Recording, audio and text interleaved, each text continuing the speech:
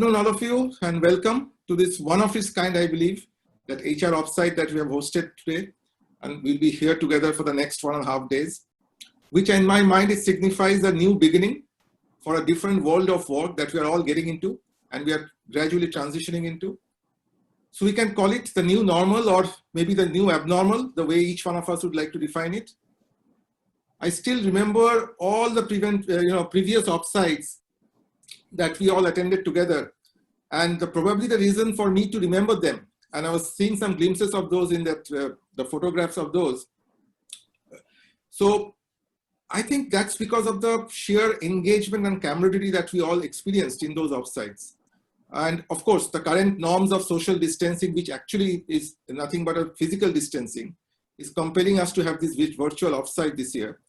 But I think we should not let it become a hindrance for us to have fun together and have our engaging time for the next 1.5 days. In fact, the passion and the energy that I have witnessed and experienced in the last 1 week from each one of you to participate in the various activities related to this offsite really gives me the confidence that we are not only having an engaged HR team, but we also are capable of effectively embracing the new ways of working and managing the people agenda in the organization. So even if it was a month back, it would have been still given me a strange feeling, which I expressed in my note to all of you in the first week of April, to connect with you on a virtual platform like this. But the fact that as human beings, all of us can adapt very fast to any kind of changes better than any other species is actually getting reinforced with the fact that we are able to manage this change and transition from a brick and mortar workplace environment to a full-fledged virtual workplace. So as you all know that the media industry and print sector in particular have been highly impacted by the current economic turbulence, and our business model, which is highly complex, is actually, it has a lot of cogs in the wheel, be it in the content creation, be it production, circulation, or be it revenue generation. So also I think we need to have in mind that we have a differentiated proposition for our external customers and consumers, while our customers are the other advertisers, but our consumers are the readers, which is very, very unique in our kind of a sector. The sharp decline in both PO and revenue in the last couple of months has compelled us to take certain difficult people decisions for purely managing long-term sustainability of the business. However, let me tell you that active discussions are happening constantly among the EC group for long-term strategic planning and managing both not only the current crisis, but the recovery as well. Please be rest assured that we are actually trying to leave no stone unturned to restore the circulation of our newspaper and gradually get back our advertising revenue. I'm quite confident that we will soon restore back our desired level of PO as well as revenue as well. Also, we can't let go of this crisis and must identify new opportunities for the future. I must compliment each one of you for demonstrating the right degree of agility to evolve during this challenging period of time, and we must continue to do so to create value for the enterprise. See, the insights that we pick up from various researches is that there are primarily two types of business strategy. One is the market competing strategy. I'm sure all of you must have read it or understood it in some form or the other. One is the market competing strategy, which primarily focusing on beating our rivals in the marketplace, which we generally term as red ocean strategy. And the other is the market creating strategy, which primarily focuses on the generating new markets and revenue streams. Okay, and generally we normally call it a blue ocean strategy. While both types of the strategies play a role when it comes to growth and resilience and business sustainability, but the blue ocean strategy, which we find has been, which is primarily around creating new market strategies, actually stand out in a situation like the current one that we are facing through. So this strategy has an edge over the other one because primarily it provides direction for resilient growth during economic downturns and also during unfavorable market conditions. So we can all be the captain of our ship when we strike the right balance between the market competing and the market creating efforts. Let me give an example. In early 2000, a 5-year-old online bookseller, they raised around $650 million US through convertible bonds to bolster their financial conditions. 1 month later, the entire dot-com bubble burst. and the world economy got sucked into another round of recession, when we found that more than half of the digital startups went out of business in the next couple of years. Had this bubble burst a few weeks earlier, one of the most successful companies today might have also fallen victim to this recession. I don't know, can any one of you identify this company I'm talking about? Amazon? Absolutely. It's Amazon. If Amazon wouldn't have managed its cash situation by raising that money just before the dot-com bust, its option would have been limited and wouldn't have been able to invest in the third-party marketplace which they created or they built. And all of us know the rest is history. Okay, that propelled the company to an outstanding level of growth and business success in the years after. So what I'm trying to say is that various researches carried out post the different recessionary periods indicates that companies need to have focus on three things proactively. One is the debt or cash management. Second is the workforce management. And the third is the digital transformation. So when a downturn hits, many companies switch to the survival mode, reacting defensively instead of considering the alternate strategies and the various scenarios that they should be planning, which force them to become bankrupt or they are taken over. So that's exactly the reason for having a balance of both red ocean and blue ocean strategy. So an organization's ability to sustain during crisis depends on how effective it can manage the risk when the sun is still shining and when there is no clouds in the horizon. So if we consider, since all of you are from HR, I'm sure all of you are exposed to the Kubler-Ross change curve, right? So if we consider the Kubler-Ross change curve, in my mind, we are still in that accepting phase of that curve. As organizations and the society at large, we have accepted that change is inevitable. And hence, this is the time that we need to start walking with those changes rather than against those changes. So this is the most difficult, but in my mind, the most exciting phase for us to be in any change management scenario. It's like a game of chess. When you are working with incomplete information, any competent chess player would think 5 moves ahead, but would also make necessary adjustment with every move that the opponent makes. Similarly, in the current scenario, organizations need to have that shared vision that helps them to not only navigate through this paradigm, but also have the agility to make necessary adjustments on the go, like the game of chess that I just told you. With the rapid advent of new technologies and other disruptive elements like the new age workforce flooding the workplace, the emerging business models, the ever-shrinking business life cycles, the unpredictable business ecosystem, all these have to be managed through this agile and constantly reinventing and transforming our current ways of doing things.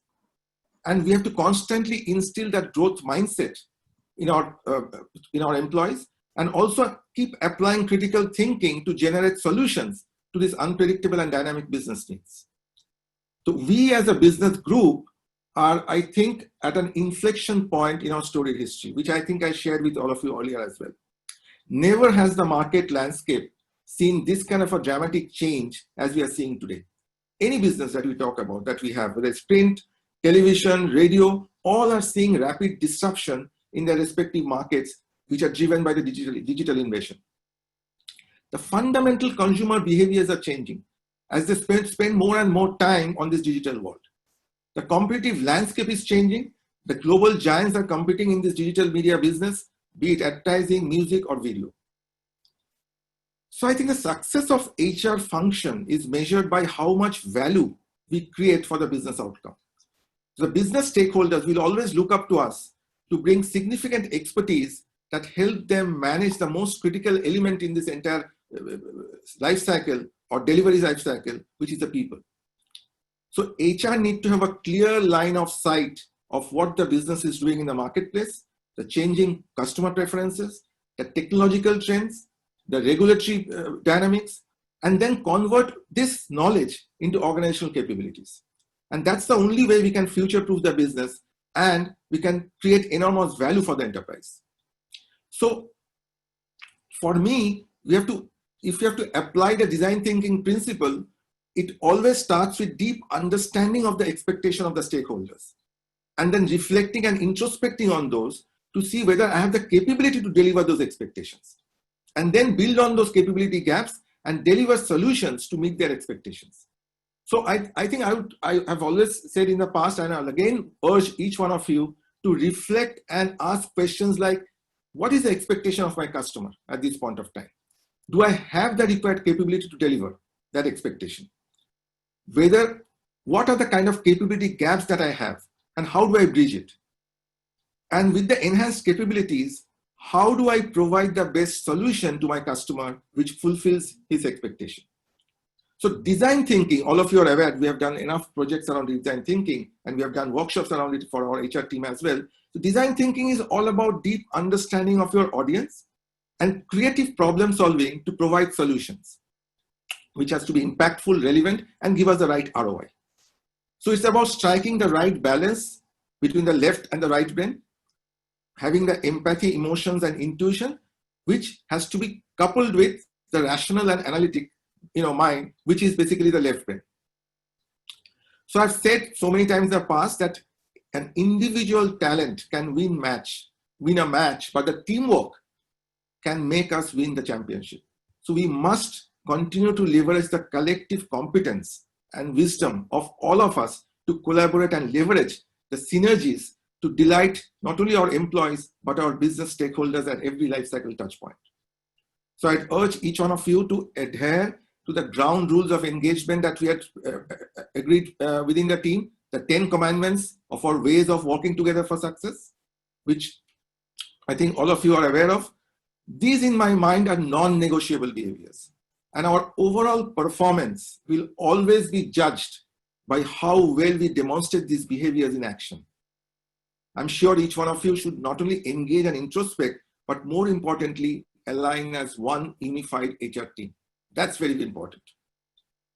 So last year we focused on building an agile and anti-fragile HR with a digital mindset.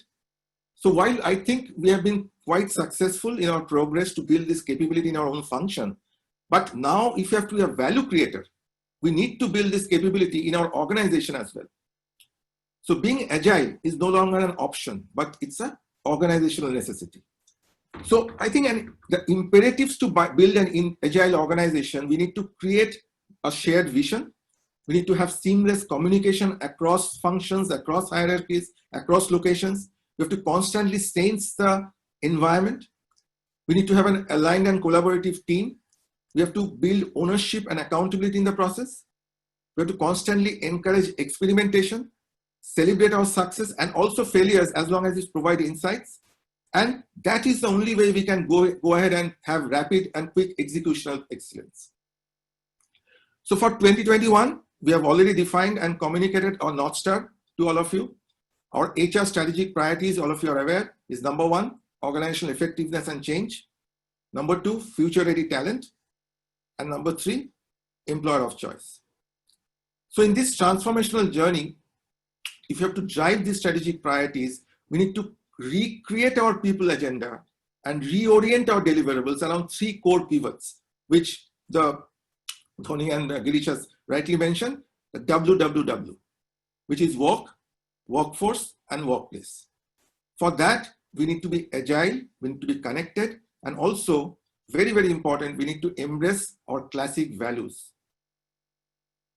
So we have to, I think, reimagine the role of HR in the VUCA business landscape by demonstrating what I also keep talking about, a new VUCA framework, which stands as vision, understanding, clarity, and agility. We must collaborate with the business, set expectations and deliver. We must build on our learnings, his strength and capabilities. We have to be accountable for every interaction that we have with each other and with the business. We have to think and analyze every situation differently. Okay. And I think most organizations, when they want to change, not everyone has all the relevant elements, which is talent, resource, and more importantly, our intent. But we are fortunate to have it all. So let's focus our collective energy to innovate, impact, and continue to create this disproportionate value for the enterprise. So I think we have to collectively make HR function a true differentiator. We need to constantly add value to our work. We have to do things differently. We have to question the status quo. We have to acknowledge and celebrate collective success. We have to constantly promote this cognitive diversity of thoughts and actions. We have to encourage creative disruptions. And it's time for us to shift gear from this governance and control-driven mindset to more of a guidance and collaborative mindset. I've always said that a highly aligned and engaged workforce is primarily driven by three things: alignment of purpose, role clarity, and trust on the leadership. So the expectations of employees will continue to get governed by these three factors. The success measures of how well we manage the employee expectations will continue to have impact on the employee loyalty, advocacy, and the discretionary effort which are displayed by our employees. So in today's networked and symbiotic business world, talent is now redefined. So today, talent is any capability across the employee continuum which creates economic value for the enterprise. Whether we are talking about direct or indirect workforce, whether we are talking about internal or external resources. The people management has become less about extracting performance from an organized few, but more about curating contribution from the limitless many. So the linear prediction of future is very simplistic. Instead of that, HR need to orchestrate the organization to engage in multiple scenario building approach. And we have to co-think challenges and implications of each of these scenarios and help co-create solutions and create new productivity metrics. And also we have to redefine the competencies, the man and machine collaborative outcomes, and that's the only way we can make the organization future ready. Now, employers will soon come to realize the benefit of this gig working model, and we'll have leaner on-demand organization structure. So after identifying the critical roles required to achieve business outcomes, employers need to identify the right mix of this talent continuum I just spoke about. So the WWW model will help recognize how work is done, where the work is done, and by whom the work is done. This would need complete overhaul of the organizational culture and policies, and we have to be more inclusive for the gig workforce of tomorrow. So the focus now is to redeploy and reskill the talent with better data insights, market awareness, and agile organizational culture to ensure business continuity, survive, and thrive in this kind of a crisis. Now we have seen that people try to predict the future as a psychological tool to deal with the present crisis. And that's a natural phenomenon. So however, when we're talking about scenario planning, it's a new way of looking at the future. The scenarios are not predictions, but they are plausible stories about the future. They are designed to help us break the habit, the way we look at the future, and we have to accept that the future will not look like the present anymore. Okay. So scenarios or scenario planning, it encourages strategic conversations that go beyond this incremental, comfortable, and familiar progression of the present scenario, which is basically helping us to break free from the habit of forecast-based extrapolation of the present, right? So when it comes to workforce management, unfortunately, the other critical element that we have to keep in mind, which I've spoken in a couple of last recent forums, is that this employer branding or the brand promise, it has taken a backseat for most of the corporates who are struggling to manage business continuity in the midst of this crisis that we are going through. But actually, in reality, it should be the other way around. The worst thing that we can do is to keep silent in this period of crisis. So we need to continuously communicate in a transparent manner, and the organization leadership must demonstrate bold and authentic behavior to pass this acid test of leadership agility in a period of crisis like this. So I think a workforce change strategy should anticipate three different scenarios. One is about the healthy present. Second is about the short-term economic volatility. And the third is about an uncertain future. All three are important. All three scenarios are different. The effort that an employees are willing to expend and the anger, anxiety that they suffer are shaped by the gap between what they expect and what they get from us. And that's where we need to have bold, authentic, and transparent leadership, and which actually play a crucial role, which will help us make tough times less traumatic and earn the loyalty and commitment of our workforce for future conditions when we are back to the recovery phase. We need to keep our hand on like a thermostat, we have to keep our hand on the thermostat. If the heat is too low, people don't make difficult decisions. If it's too high, they might get panicked. So we need to assess the right temperature to act in the right manner. So going forward, I think a large section of our workforce will work from home. There will be a huge rethink on productivity and performance. So I think we have to ask ourselves the question, what exactly will be the definition of future productivity? How are we going to measure it? How do we redefine the KRAs? And how do we, recently, a couple of days back, we were talking with the rewards team. How do we look at the new way of rewarding? And how would we look at redefining, if we at all you have to call it a KRA in future? So that it's fair and equitable reflection of the contribution by the employees in the organization. The measurement of productivity will change, in my mind, from activity to results. And we'll have to have a lot of focus on the corporate goals and teams rather than just individuals. So we might need to explore what I was reading somewhere recently, something called OKR, which is basically objectives and key results.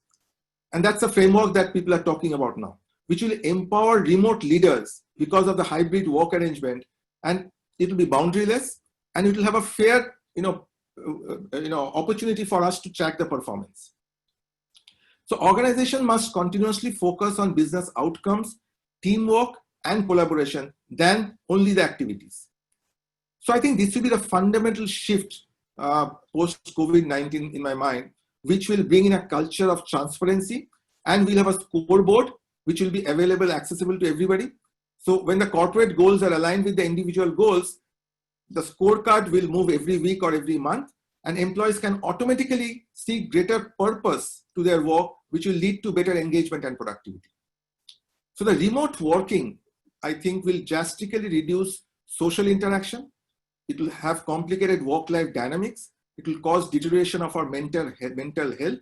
And I'm sure you have seen a lot of focus we are giving recently on, promoting this mental health through giving them opportunities to de-stress and reduce their anxieties through access to the clinical psychologists and counselors.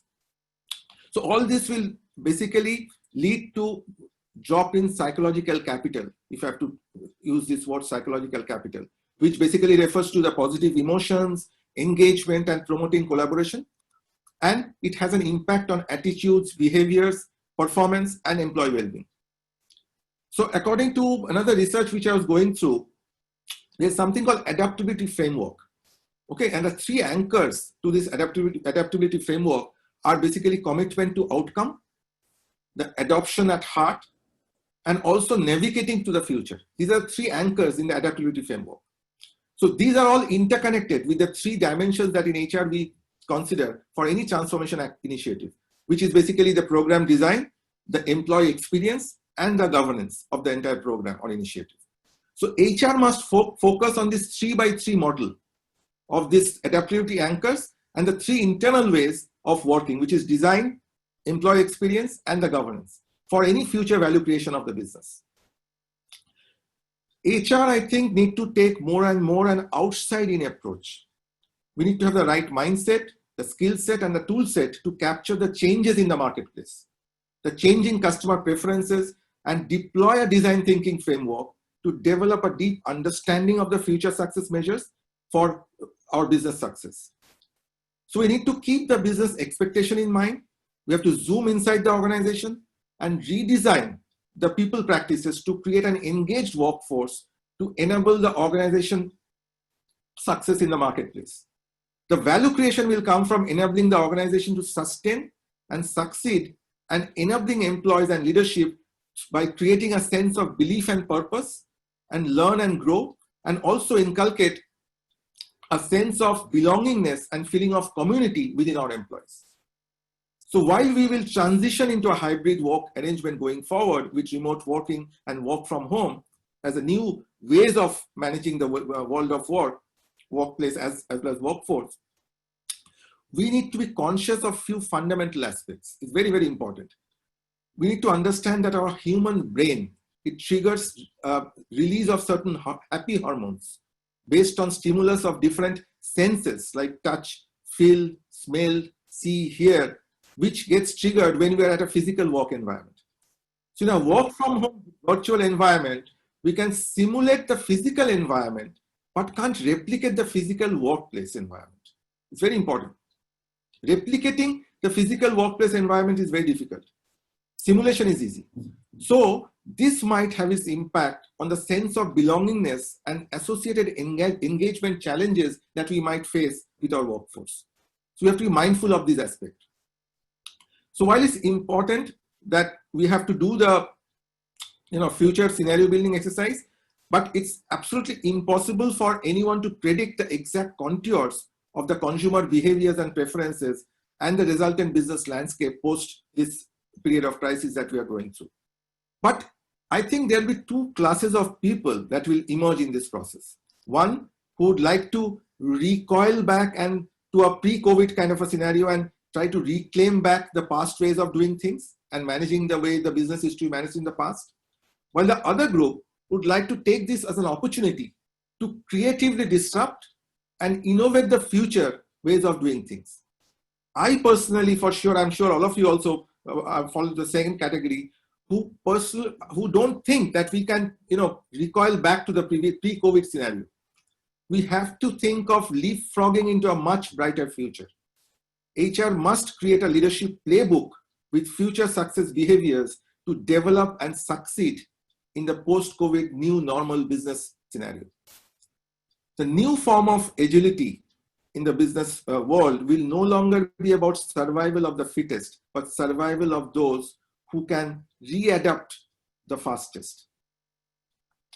So when the economy recovers from the current crisis, things won't return to the normal, but a different mode of leadership will be required to manage an environment of urgency, high stakes, and uncertainty more than the current.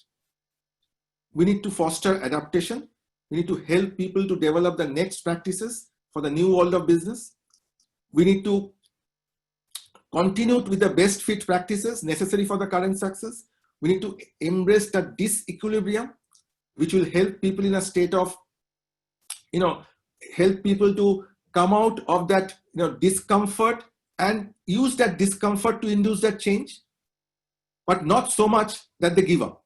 We should not create so much of discomfort that they give up. So need to encourage them to creatively disrupt by allowing employees at all levels to experiment more and develop the culture to celebrate failures at times if those kind of failures provide us the right learning and insights. The future leaders will be acknowledged for demonstrating tenacity during volatility, people who can create virtual empowerment, who can take decisions faster and are more agile, and who are emotionally more resilient.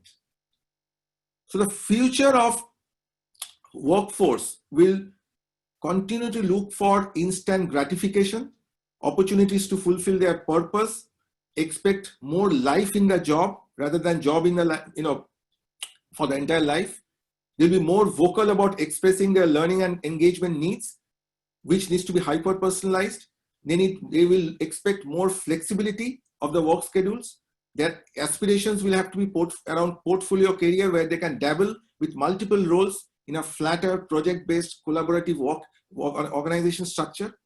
They will look for greater empowerment and freedom for more experimentation and more entrepreneurial opportunities within the stability of a progressive and ethical organization.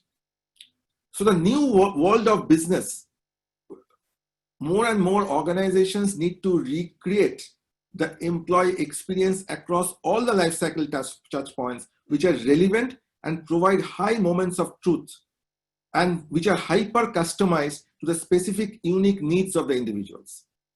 So I think in an offsite like this, it is an opportunity for all of us to leverage our collective synergy and let's make the best use of it. Over the course of next 1.5 days, I would like to listen to each one of you, sharing your perspective around the most relevant theme that we have chosen for our HR team, which is about reinventing HR for a futuristic workforce and workplace transformation. I would expect each one of you to connect, engage, and debate with each other. But when all of us get back to our assigned roles at the end of these 2 days, we must all be aligned to our common understanding and our shared vision.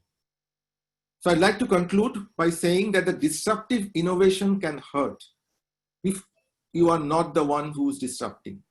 So the future is in your own hands.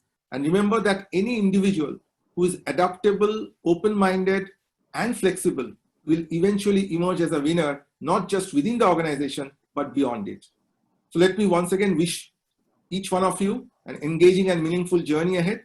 Please stay safe and healthy. Thank you so much. Thank you so much, Amit, for enlightening everyone and sharing with us inspiring words, especially about utilizing this crisis and innovating towards resilient growth through both red ocean and blue ocean strategy, as well as helping everyone understand in a deeper way the importance of the 3 pillars of work, workforce, and workplace, and how work is done, where work is done, and by whom work is done, and what role does the HR team play in that. With that, I'd like to open the forum for questions. If anyone wants to raise their thoughts and questions with Amit, please do so. In the interest of time, we'll be able to only take the first 2 or 3 questions. Hi Girish, can you hear me? This is Nidhi here. Yes. Go ahead, Nidhi. So this is one observation and I want Amit's view on this. My observation has been during this time that the boundaries of the roles is also blurring. Given that situation now when the objective is that business has to get back on the track and how we need to look at the business and everybody's objective becomes the same. People are not actually sticking to their roles and they are more than eager and happy to cross the boundaries of the role and support, provide whatever best they can for the common business objective. But we are not able to utilize that in the best possible manner. Do we have some thoughts around that? Yeah, so it's a very good observation and a question as well, Nidhi. So as I mentioned, going forward, the whole term of agility has to be relived and actually experienced by all of us in the organization. Okay, and what do I mean by that? So more and more, when the organization gets more and more flatter, interconnected, and when we're having a structure which is more of a project-based, if you have to look at the theme that we have for this workshop or this offsite, for example, it's about the movies, right? Think of a movie production house. When all the players or all the experts, they come together to create a movie, and then once the movie gets created, they all get disbanded. And more going forward, we'll find this movie making, this production-led organizational structure and behavior, where we have to get teams together on a fundamental purpose, on the driving purpose at that point of time, and then the teams will get dismantled and go back to some other roles at that point of time, whatever is desired by the organization. So what I'm trying to say is that portfolio career that I mentioned is about dabbling with multiple roles at any given point of time. So it is not about a person joining in HR and staying within HR. Even within HR, they can at given point of time play multiple roles across COEs or HRBPs or vice versa. Or it can be cross-functional as well. I think that's the environment that we need to create. And as HR function, as HR professionals, practitioners, all of us have to actually induce the organization and make the organization walk that path. And that's the only way we can create a future-ready agile organization. Okay. Yes, Amit. And we have actually a lot more to do in this space. Yes. So now when we have started connecting with the teams and we've made the leaders connect with their teams virtually and not talk just at tomorrow's newspaper, then the kind of interactions that are happening, we are understanding that each one of our employees also mentally now getting ready that this is not how it will be in future as well, and I need to change myself and be agile myself as well, and they are offering that if there is anything that I can do to help in the business that we are talking about, I will be happy to do that. Yeah, yeah. No, absolutely, you're right. So another example which I keep giving in various forums that I talk is about, fundamentally there will be two kinds of roles which will emerge in the future in any organization that you can talk of across sectors. One is the pivotal roles, the other one is the proficiency roles. So, and what do I mean by that? Say if you think of an aircraft, okay, the pivotal role is that of a pilot, and the proficiency role is that of that of a flight attendants. Okay, so with technology disrupting the the world of work more and more, and the future man machine and technology, that the collaboration that you will be more and more fostering, you will find the pivotal role is something where you require a lot of, I would say, expertise to manage that role. But adding technology beyond a certain point will not help increase the productivity of that role or the outcome of that role. If you add technology beyond a certain point to the role of a pilot, so what's the job of a pilot? Role of a pilot? It's basically taking off smoothly, navigating in the air, and then have a safe landing. Okay, so beyond a certain point, technology will not help doing any of these activities. But on the other hand, if you look at a proficiency role, which is that of a flight attendant, if you, for example, give them a Google Glass, okay, to wear, the kind of customer information and data that they can get, they can actually disproportionately enhance the customer delight through the service delivery that they can do by knowing the guest history, their likes and dislikes, preferences. It's a different level of customer experience that they can create, okay, which can disproportionately add value to the outcome. So that's a proficiency role where technology can actually disproportionately enhance the productivity as well as the outcome. So going forward, what I'm trying to say is there'll be two kinds, in my mind, there'll be two kinds of roles in the organization. One is the proficiency role, the other one is the pivotal role. So we have to look at and prepare the organization future capabilities, keeping these fundamental things in mind. If you're clear about it, it will be easier for us as an HR community to work towards it and make the organization work towards it. Thank you so much, Amit. This has been one new perspective that I need to think through for sure. Thank you so much. And thanks